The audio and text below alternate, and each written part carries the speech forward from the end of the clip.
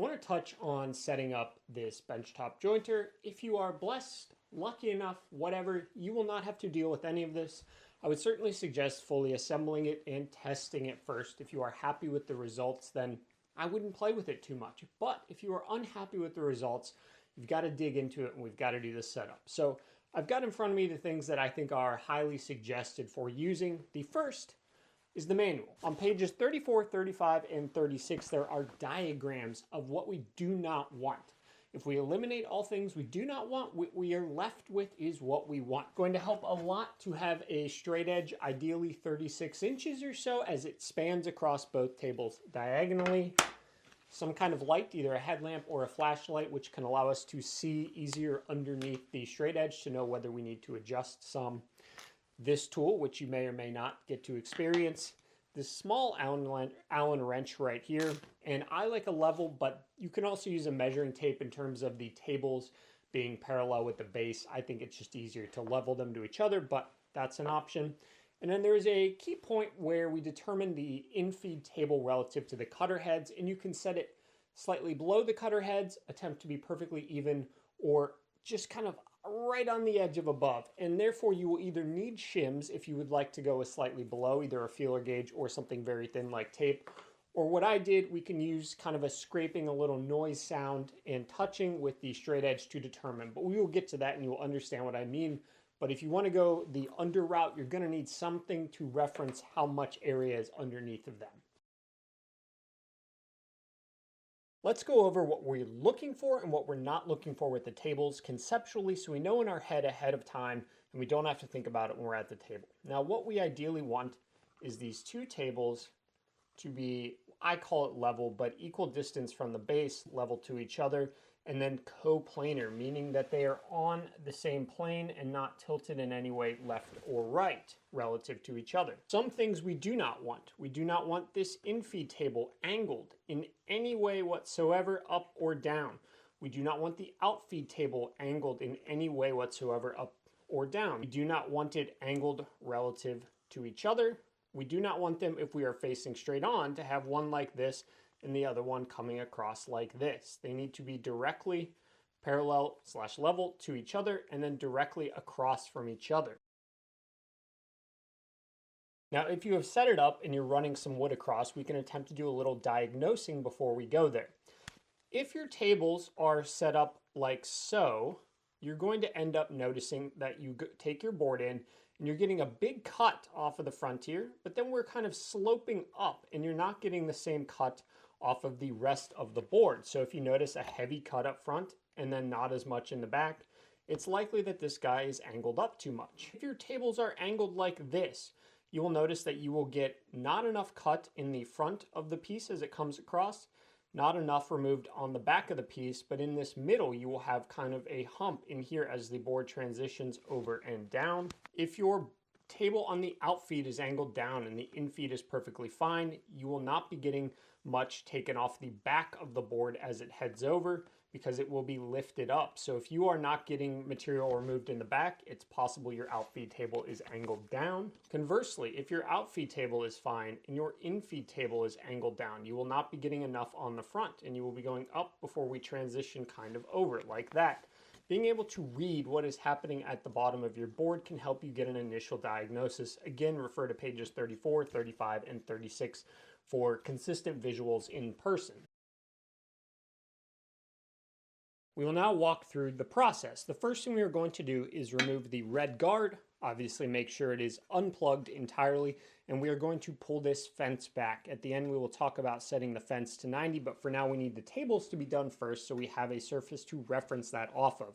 So go ahead and take this guy off and pull this guy fully off the table, as we need access to the furthermost front cutter and the furthermost back cutter, and we don't want this interfering at all. Once we have the guard off and the fence back, we have to start with this guy. This is the kind of initial point that has to be correct in order for then this to be made correct relative to that. So what we're looking for here is to have these two tables, they refer to it as being parallel to the base, but I like to consider it just level across to each other. I think it's really hard to use like a measuring tape and to get super precise measurements on either side of these, so I just went with the level instead. We will start by removing these little guys right here. We will then take this table, loosen it up, crank it all the way down, and get it totally out of the way, as we only want to focus on this guy. And when we put our straight edge on, we don't want it contacting anything over here. Now my work extensions, work feed supports are slightly lower than the tables, but make sure yours are not going to be contacting your straight edge at all. We don't want them interfering. So if you need to, either take them out or just push them all the way back and out. Begin by placing your level ideally on the outfeed table. And what we are looking to do here is to have this left side of the table and this right side of the table be the exact same height relative to the cutters that are closest to them. Now, using your small Allen wrench, you can place it inside of this little hole here, which will help you rotate this cutter around. Sometimes you just grab it, but other times it's just much safer to use this right here. Just remember that when you assemble this all again, not to forget to take this out of there. You will probably destroy the machine if you don't. So pick a side, front or back, and bring the cutter closest up to what I would call its apex, the highest point. So it's actually going to be at an angle. We do not want it flat down like this. We want that cutting tip up at the highest point. You are then going to lay your straight edge across on this side, and you're going to do two things here. I don't want to chip my cutter. You are going to look to keep this table level both this way and this way. We do not want it kind of cranked out of that way. And we want to be making, in my opinion, just a slight amount of contact with this straight edge. So you're going to put it directly over this guy, and you're going to kind of turn it. And like I said earlier, I think it's easier to know where you're at by having it just touching it and making a little scraping noise or a little minimal amount of movement. They mention in the manual this is okay.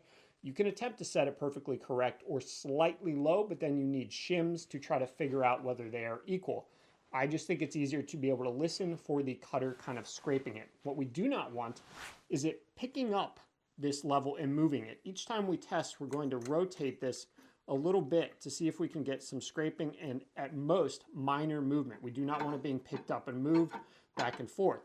You have to kind of rotate this a little bit as if it was cutting to check. To do this, we undo these little bolts right here, and below there are threaded inserts that either push the table up or allow the table to go down, and you can see all four of them control one side of the table. But anytime we move one of them relative to a different area, we've now changed it. So you have to go around and do each of them. And what I did first was I got the front side correct, what I would consider correct, meaning this table is level both ways, and it's just barely scraping this guy.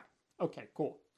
I then come over here, turn this cutter head around to expose the furthest one on that side, which is about a crank away, again at its highest apex point, and I went and did the same thing back here. Now, unfortunately, when you change this a little bit, it changes this a little bit. So you have to keep going back and forth and keeping track of three things. One, that they are scraping just a little bit on each side, but not picking the level or picking the straight edge up, and that this table is level both directions. So it's a three-part process, and you have to keep going a little bit at a time.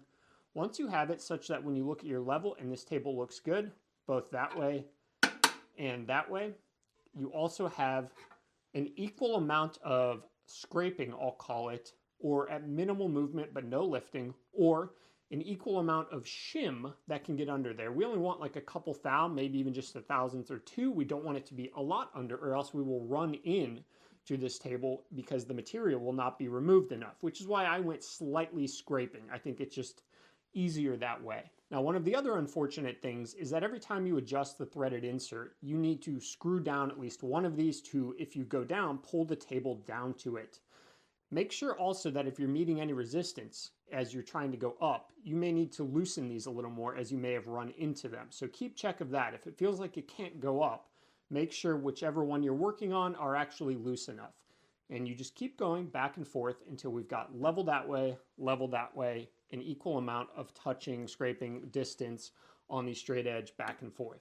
Once we have got that, we lock that down and we are done with that side. We can put these little guys back in, and I'm not sure I mentioned it before, but this is the guy you are using to do the turning of the threaded inserts and locking these down. And what I would say is that the tiniest amount of turn can make a lot of change. I'm seriously talking less than a quarter of a turn can throw you off or get you closer to your correct spot. One other thing I noticed that was kind of odd is that some of them had a lot of resistance and some of them had almost no resistance. So you may on one of these have to kind of give it a little pressure to move, and on another one you could almost just kind of flick it and it would turn. So you got to kind of remember as you're going around which ones have resistance and which ones do not, or else you will end up accidentally cranking the one with low resistance way too far. Once this is all set, we've got these back in, we're good to go here. We then come to the outfeed table. Now the first thing we'll do here is we will loosen this up and we will raise this to not so that it's like cranking against the furthest point, but where we come into contact. And that will be our 0 point. And we're going to then tighten that and leave that there and make sure this table is level and coplanar so that when we are all the way up and we put a board over, we should not be really taking anything off. That way we know that as we go down, we're good to go. Now this is where the headlamp really comes into play here, because we are again going to want to make sure our closest cutter is aligned at the apex. You can remove these little insert guys. And we'll just start on one side again. And we will lay this across the table such that we are spanning. And now we will look to make sure that there is no light able to be seen underneath this the entire way. If there is light, you will have to adjust to either bring the front forward, front up, back up, down, up. And you have to make sure that every time you change this, you then look over here and you make sure you're not seeing any light over there. By the end of this, if this is correct, we should see no light along this entire span other than in this area where the cutter is obviously open, and the cutter should be, again, just scraping, in my opinion. I think that's the easiest route, this straight edge. Once you've gotten the front correct, you can then move all the way to the back. And don't forget to rotate to get your furthest back cutter. Once you are there, you will do the same thing. You would like to get it such that they are level to each other. Level this way as well. The manual calls it equal distance from the base, but again, I think getting out some kind of like measuring tape and trying to see how accurate that is very tricky. But you will then get that correct such that again, there is no light down and there is just a little bit of scraping going on here. After you have done that, you have to come back and check. And then another way to check too is to lay it across here and see if there's any light. Now, the manufacturing of these is not perfect. So I don't love to use this as the guarantee, as they have a tolerance that allows for maybe a little bit of a few thousandths of a dip. So if there's like a few thousandths of a dip across this, there will always be light no matter what. But this is a good way to check to just make sure that these are touching and then you're also getting scraping in the middle. But our two biggest ones are the two end cutters. Again, once we have got that such that these are both level, and then we have got that so that it is scraping on both sides and we cannot see any light underneath, you will be done. Just make sure that before you go to use it, you have tightened these all back down. And again, as you're doing the changing, you need to tighten them down, or at least one of them, to pull the table into place. If you check it and it's not in place, it's quite possible that the threaded insert is lower, and you will later go to tighten it and it will pull the table down. So after you adjust each one, you need to tighten, not crank on it, but tighten fully at least one of these bolts for each of them to see where you are at. Now, after a lot of back and forth, I got a little worried, though I had no actual issues with like stripping these things over time after hundreds of loosenings and tightenings. So there's no reason to crank on them. The last thing you want to do is strip them or anything like that. At that point, you should be totally good to go. Level, level, no light, scraping, no light, scraping. That should be your tables, totally good, and we can then move on to the fence. Now, when I say that it's easy to think you've got it correct, and then you go to use it and it's not correct, trust me, many hours were spent and many sessions were spent, but it is possible. Assuming there's nothing wrong with the tables themselves, you can get it to work correctly. Now, relative to the tables, the fence is very simple. The first thing we're going to want to do is push it back onto the table. If you would like to use the braces, the fence does have to be all the way back and against them, but for now we can just leave them down because we need to adjust the table. So put it back onto the table relatively close to the back and lock it down. One thing I would suggest is not over cranking these two knobs. These are not expensive metal. They are cheap-ish plastic, and we do not want to strip them out at all. So be very careful. Now, what we have to focus on is this little threaded insert and this little guy right here. This is the 90-degree threaded insert and the 135, I believe it is, something like that. What I found to be easiest is to use the threaded insert as a way to kind of measure the change. This knob right here loosens up the fence and it pivots just right in this area here. While we're back here, you can see kind of the weakness of the quality build of the fence. This is very thin. Maybe that's steel, but it might just be aluminum. There's not a whole lot going on here, unlike expensive jointers that are thick steel, cast iron, perhaps even in certain areas. So anyways, the first thing you're going to do is take your square in the front and check it, and check to see where you are. Do you have a gap down below, or do you have a gap up above? If you have a gap up above, that means your fence is too far back like this, and we need to bring it further forward, meaning we need to bring the bottom in towards us. If you have a gap on the bottom, you need to bring it out. Now these stops are very simple. It's just a piece of metal right here that runs into a threaded insert.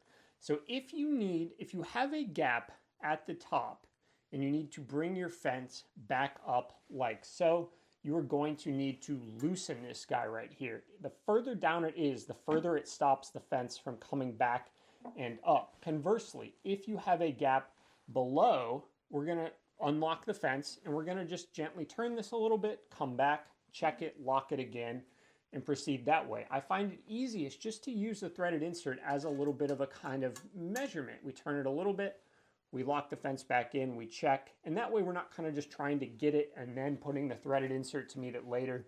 It's just so much easier that way. This will only take you maybe 5 minutes. Now, of course, you have to hope that your aluminum fence is straight and flat. If something is wrong with it, you're going to need to contact Wahuda.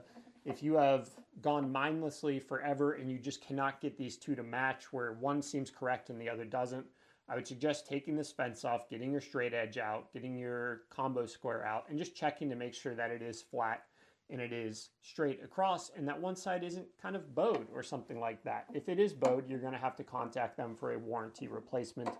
But in most cases, you're going to be fine here. That will be very easy. Once you've got it in place, lock it down, make sure the threaded insert is all the way engaged, and you should be good to go. Anytime you change the angle, you can then, of course, we'll just come back up, touch the threaded insert, lock it in, and you're good. Thanks for joining me today, and I have a full video on review and all kinds of different stuff about this jointer in general. This is just a separate part.